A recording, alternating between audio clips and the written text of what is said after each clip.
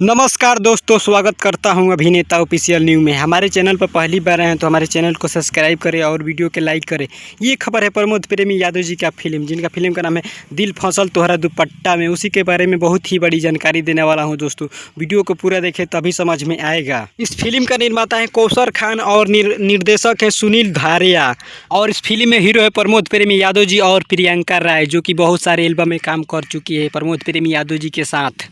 हाँ तो दोस्तों, बता दूं कि इस फिल्म का कोई ऑफिशियल जानकारी नहीं आया है कि इस फिल्म का ट्रेलर कब तक आप लोग के बीच रिलीज किया जाएगा।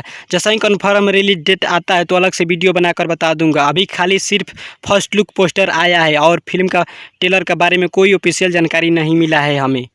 उम्मीद करता हूं कि ये खबर आप लोगों को अच्छी लगी हो तो हमारे चैनल को सब्सक्राइब करें और वीडियो के लाइक करें और साथ ही कमेंट करें कि वीडियो कैसी लगी। मिलते हैं नेक्स्ट वीडियो में किसी और खबर के साथ। जय हिंद, जय भोजपुरी।